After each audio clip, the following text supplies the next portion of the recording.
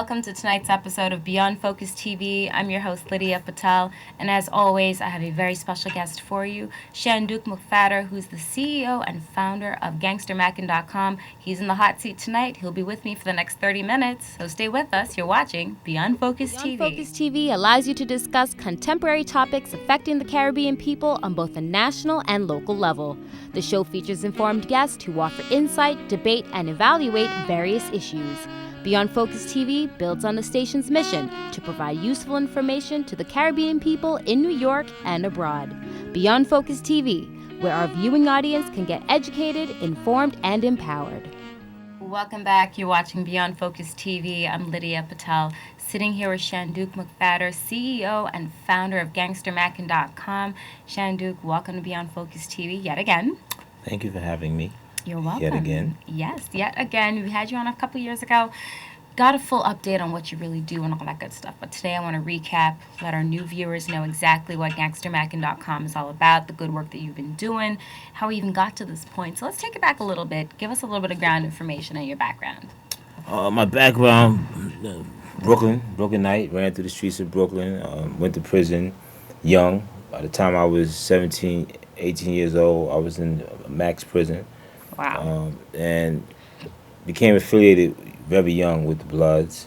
When Bloods first came to New York City, right when they got the first handful of young people to join, I was with that first group. Wow.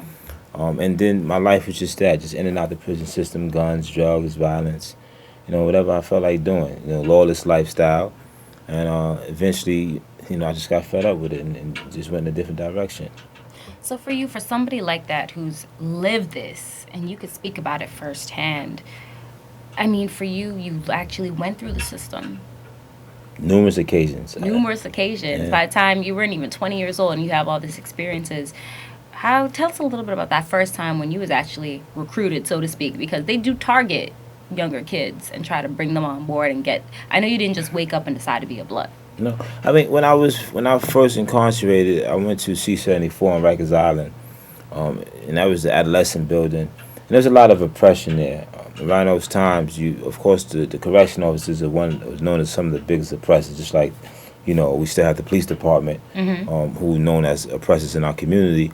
But you also had a lot of gangs then too. You had the Latin Kings, you had the Nietas, you had the Dominicans, and they were oppressing the blacks, and that's when the Bloods formed back in 1993.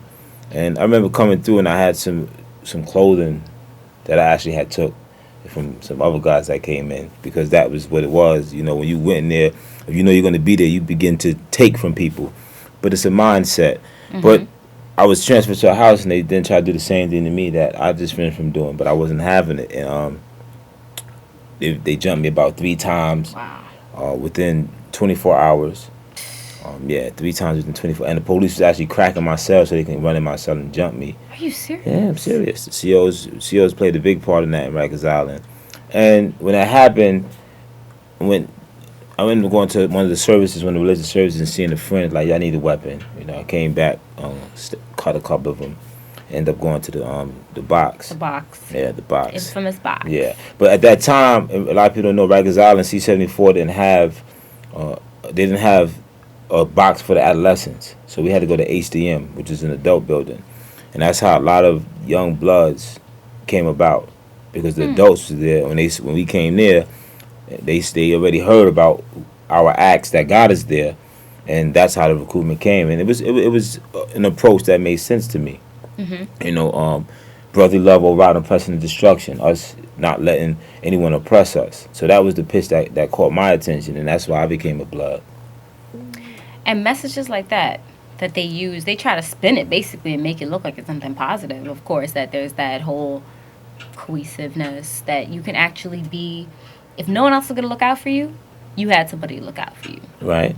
I mean, but I won't say a spin on it, because it really was that. When I was in the island, it really was, because you couldn't touch a black person when the Bloods was really formed the way they were supposed to, from Rikers Island all the way to upstate. It wasn't about looking for some type of action or oppression or robbing somebody. It was about just being you. And if something happened, you saw some type of oppression, that was your job to step up. That's when you became that person who said, okay, no, that's not going to happen. If it got violent, we were ready to take it to that violent level quicker than others, because we had a point to make that we would not be oppressed. But what a lot of people have not seen is the transition from being the minority to being a majority. A lot of people in New York City don't know that. People outside of New York City don't know that the Bloods became the majority. When the Bloods became the majority, they didn't become the oppressors. And that was contradicting and conflicting. Even when I was upstate and doing my time, I had my sisters who were oppressed in the streets by those same people who were supposed to be part of my organization. Because they were lost. They didn't have the understanding of what they was doing. Because when they got it from the prison system said, or the media, that the Bloods are cutting on Rikers Island. And then that's what came out to the streets. So the message was, that's what Bloods do. Cut. You see somebody with red, they're not blood, you cut. So they even got a mixed message. So that's really what it comes from. It comes from a lot of mixed messages, and what we claim to represent is not really what it is these days. And that's, I guess, for the better, of course. So what was that changing point in your life? Because you said you just got fed up. You didn't want to be in and out the system anymore. So what was that pivotal moment? Because everybody gets that. Yeah. I mean, I was sitting in the box. I remember my last sentence is 3 years for attempted criminal possession of a weapon. And every jail I went to in upstate, not even just upstate prison, but in the county jail, all the way through the prisons, I became a target because of my leadership qualities. Anytime I went there, I galvanized everybody, and I got them together. They were out of control. The police didn't like that. They're just like the Malcolm X's, right? They don't like the person who able to bring the people together and stop the fights, stop the violence, stop the robberies. So as a leader like that, every time I went to a jail, I was always snatched up and taken to the box for nothing. There's times they just planted stuff, and not there's times they always did that. What I mean, these are facts. They would plant gang-related material, weapons in my property, and I'm a leader, so I don't need to have that stuff. I have a holster for that. These are the facts. But constant pressure like that, and then I remember sitting in a box, and I was in an upstate box, which has double bunk cells with a man you don't know. And I don't like men, so living with a man doesn't work for me. And just seeing the cage animal, just every day you come out your cage and you see other animals, and I said, this isn't gonna work for me. And they pushing my food to the slot, and I said, nah, this isn't for me. When I was younger, I actually loved it. It was a thrill to it. It was. I can't honestly say that I didn't enjoy how I was living, because that was the life that I wanted then. So I did it with open arms. Your mental at that time, it matched your scope of what you wanted as well. Yeah, it did, because I remember my first time going to Rikers Island, I was kind of anxious to see what it was about. Yeah, I was looking forward to it. Like, I've heard so much about it, and this is something that people don't know. Like, our kids still have that rites of passage mentality. Because when you come out of the prison system, you get that reputation that you made it through the system, and now you're solidified. So all through all that, I stopped feeling like that. And then when I was in that cell, and I said, I can't live like this. I got kids. My kids was about 6 or 7, twin boys at that time. They're 15 now. Yeah. So it's like, okay, what am I going to do? Am I going to care about my life only, or am I going to be a man and step up and do something different so that my kids can have a father, and that my kids don't go through the same things that I'm going through? I don't want them to feel this. And there was another time where I was with a mentor of mine who I met my first bid, and his son came to prison. And I was in the yard, and I seen that exchange. Right. And I said, I don't want this. I couldn't fathom being in a prison yard and one of my sons walk up to me because they're following my footsteps. Well, hold that thought. We're going to take a quick break. We'll be right back. You're watching Beyond Focus TV. Stay with us.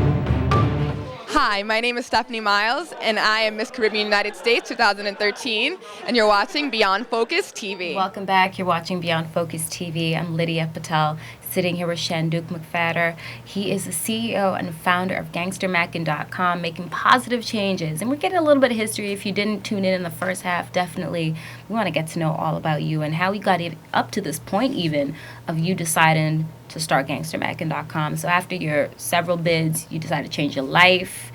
You had a family. At that point, you only had 2 kids? Yeah, we only had 2 twin boys. And that was important. Having sons, it is almost like they will follow. So I think it was even more important, especially when you have sons and you're going through the system and you're not there to guide. It's just like another single mother raising kids, and it just like you almost fall into that cyclical pattern of, you know, what's gonna happen, what's gonna end up being what it is. I mean, but it was even worse because I was actually building them up to be just like me. Yeah, you know, they've heard the story from me, and they don't really understand how intricate it is. But I pictured them where they had blood flags on in a stroller at 2 years old.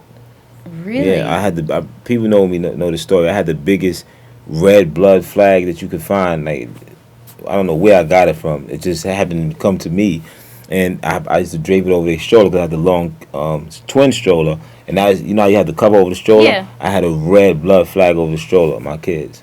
And their mother was okay with that? She was blood too. Okay. I mean, what else I'm sure she had. So, you know, but that was my mentality then for them.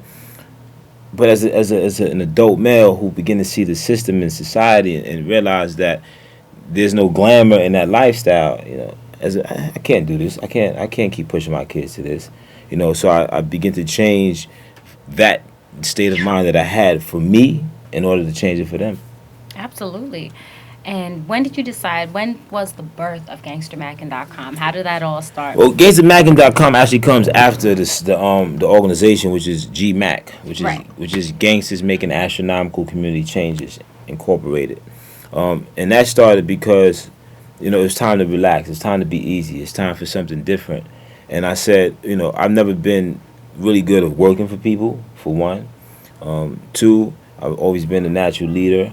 And I felt to lead in a different direction, to create a message from my past that would help somebody understand that that's not a life that they want to live. Mm-hmm. So I had to figure out how to do it. And I said, well, if I start an organization and I name my organization, you know, Good Guys.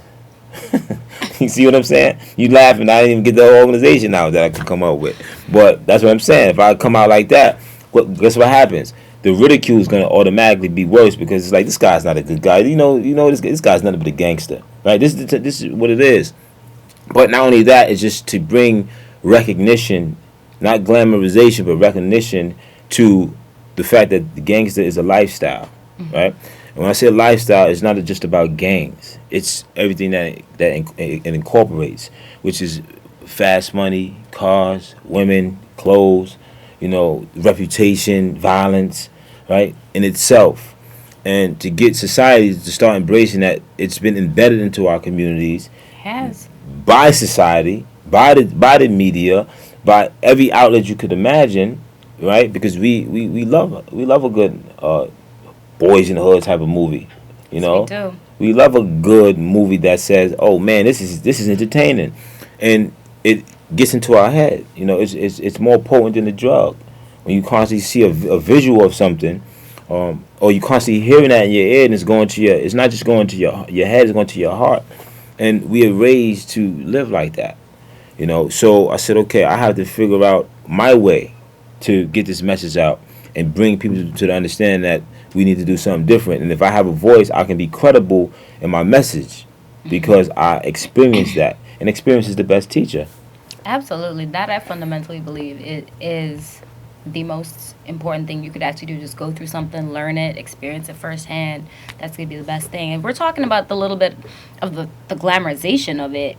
Let's talk about programs. Empire. Money and violence. Power. I mean, the list goes on. And like we didn't even touch on the music. Right. That's really gets embedded into you. But these programs are directly talking about life on the streets, Right. the fast money, the drugs, girls, violence, of course. They're all kind of intertwined. Okay. Life in the strip club. So when these shows come out and you sit down and watch this, having lived this,